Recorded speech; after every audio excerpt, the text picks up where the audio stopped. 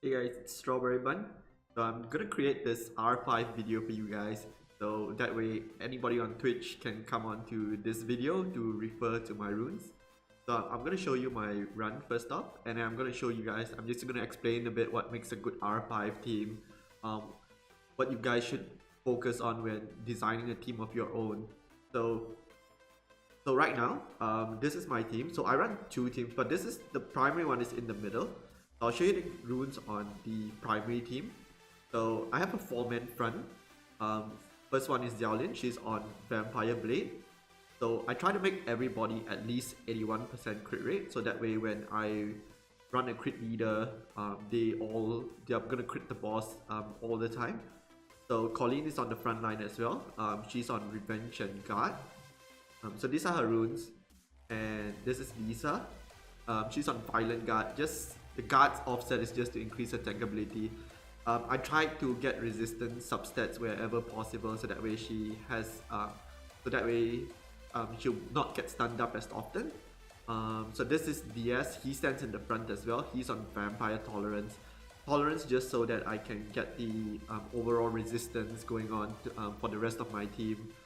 So that way they don't get stunned up as much as well and avoid debuffs. Okay, and next one is Hua. So this is Hua's runes. I just put different runes together, just giving her the stats that she needs. So so that she has decent attack, she has decent defense, HP, decent crit rate and crit damage, just so that she survives the boss's hit. And last one is Miang. So Miang is on, so I use Miang in PvP a bit, so that's the whole reason why she's on Violent Will. But actually she's just here for the damage because she has a cleanse as well. So she acts as a secondary cleanse and my secondary healer as well, while dishing out a good beat of damage. So yeah, these are the runes for my main team. Probably in the next run I'll show you guys the runes on my secondary team as well. So my secondary team normally works as a carry as well, but normally it's my first team that I believe does the most damage and sort of has the necessary debuffs inside.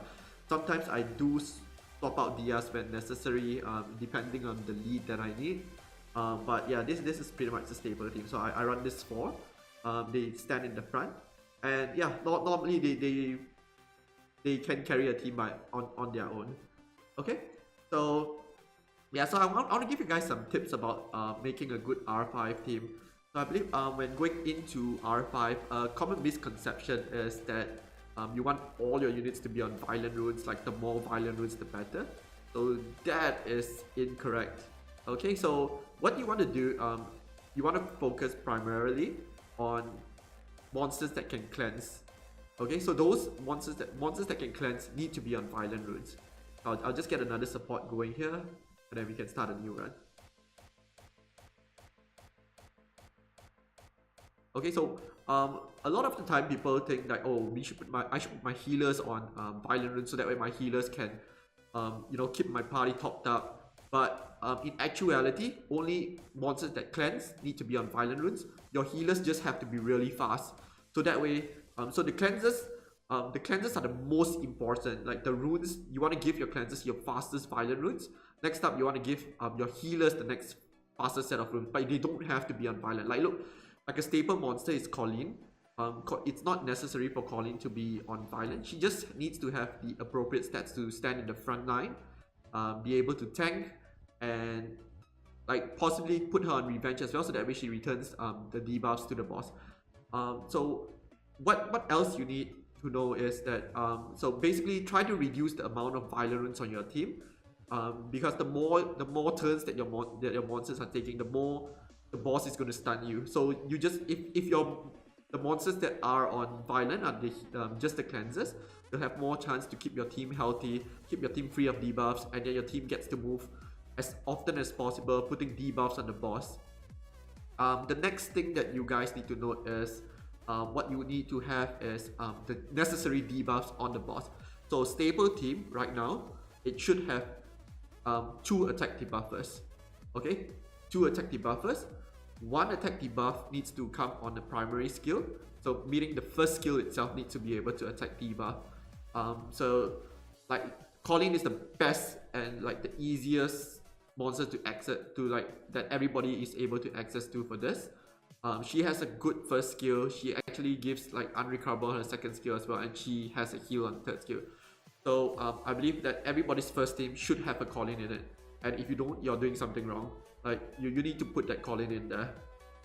Okay, if you can't get her to tank, if you can't get her in the front line to tank, try to put her in the back line, and she should be able to carry the team. So you just have to make sure that she's on revenge. Put her on decent accuracy, and she should be a good addition to your team. So you need 2 attack debuffers. The other attack debuffer doesn't have to be it doesn't have to be. Let me just get another one in fierce. Okay, so the next attack buffer, it doesn't have to be a first skill attack debuff. So in my case, it's DS. So DS has attack break on the second skill. So as long as one monster has attack break on the first skill, you want another monster with attack break, maybe possibly on the second skill or the first skill as well. Either one works. So make sure to have 2 attack debuffers on your team. The next up is you want to have sources of armor break. Preferably 2 as well. So a monster that can armor break on his first skill, and a monster that can armor break on perhaps their second skill. So Diaz fits this role as well, given that Diaz can sort of break the boss's armor on his second skill. His second skill alone provides both attack debuff and defense debuff as well. So the next one is the Kung Fu Girl. The Kung Fu Girl has a 1 turn armor break, but 1 turn is plenty actually. Like as a monster, a staple monster in the R5 team. Yeah, you can.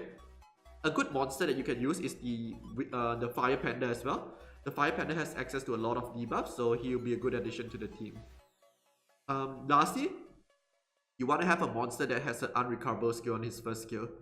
If you have more, even greater. Colleen actually serves the purpose of having that secondary unrecover, but you want to have that at least bring 1 unrecover into your team. So in my case, it's going to be DS. So DS has unrecover on his first skill, so he's going to put the boss on unrecover most of the time. Lastly, you want to have sort of a slow debuff as well. Doesn't have to be a first skill slow debuffer. It can be a second skill one. But Hua really fits this because Hua pushes down the attack bar as well, and Hua actually puts a slow debuff. So a good team to aim for, try to aim for 2 attack debuffers, one with a primary, one with attack debuff on its first skill, 2 armor breakers, another one with, so one of them with their first skill as well, a monster with unrecoverable, okay, an unrecoverable debuff, and lastly a slow debuff as well. If you can put a monster that offers branding in, even better. But yeah, the attack debuff, the armor break, the unrecoverable, and the attack slow, those are the 4 crucial ones. Okay, so next up, the next tip that I have for you is speed is critical. Okay, your monsters don't have to be on violent runes, but they need to be fast. Cleansers need to be the fastest in the team itself. Next up are your healers. Okay, your damage dealers, they don't have to be really that fast, but you still want to give them decent speed, because the more they move, the more they're getting out of their debuffs, and they'll be able to like carry the team as well. Okay, so let's just go into the next one. Okay, so try to make your monsters as fast as possible. If you're having trouble surviving, it just means your cleansers aren't fast enough and your healers aren't fast enough. So prioritize those 2 set of monsters first before you prioritize your damage dealers. And again, like going back to that first point, make sure your healers don't have to be on violent runes. It's just your cleansers that need to be on violent, because sometimes, let's say you have a Chasun on violent runes, and then she procs like a million turns, and the boss is going to like stun all your team, and you're going to wipe from there. Okay. Next up, if you have if you are moving into later stage of R5, there's the whole concept of backline versus frontline. Initially, if you're moving into R5, you just want to put like 2 really tanky monsters at the start, at the beginning, because it's harder for you to run 4 monsters that are able to withstand the front line. But in my case, I put 4 monsters on the front line. So there's actually no debate for this, whether a 2-man front line is better or 4-man front line is better. If you have the runes for it, put 4 men in the front, and that way you can, mitigate the damage a bit more, and you don't have to put as much tankier runes on them in the front line, and your back line doesn't have to be that tanky as well. So if you have trouble runing, just put 2 really strong tanks in the front, and then you can put the rest of them behind. It's more along the lines of the debuffs that you need to bring to the team. Okay, and the next point is cleansers. Okay, you need a really good team will have 2 sources of cleansing. Okay, one with a really fast team. So in my case, it's the Lisa. Okay, so Lisa provides a cleanse. But if you want your team to be like really good and increase their survivability, you want to have a secondary cleanser as well. So Lisa is the thing is Lisa is a dumb cleanser. She'll use her 3rd skill whenever it's up. So if you have a smart cleanser, say for example a Konamiya, a Miang, for like in this case, they work really well. Honestly, Miang is one of the best cleansers in R5. She's a smart healer. Her 3rd skill reduces, it takes away stuns altogether. And yeah, and she provides damage as well, including a 1st turn debuff. Okay. Okay, and the last point that I have for you guys is resistance is vital. So wherever possible, try to get resistance substats into your team. Especially like you want your cleansers to be on resistance. So if you can put your cleansers on as high resistance as possible, that would be great. So yeah, overall that's that's the 5 tips, the 6 tips that I have for you moving into R5. So remember, the first one is not all monsters need to be on violent runes. You just want your cleansers to be on violent runes. Even your healers don't have to be on violent runes. Give your healers fast, like tanky runes. Make sure your attack okay, and then the next tip is you need the necessary debuffs. So 2 attack debuffers, 2 armor breakers, 1 unrecoverable, and 1 slow debuffer. Make sure that most of these people have access to revenge runes as well, because revenge runes is gonna increase your probability of getting the necessary debuffs on the boss as well. So any offset, so just make sure they have 1 offset of revenge. You can put the other offsets. Say for example you want to increase your tank ability, you can put energy runes, you can put endure runes, whatever you see fit, whichever has better stats for you guys. Number 3, speed is critical.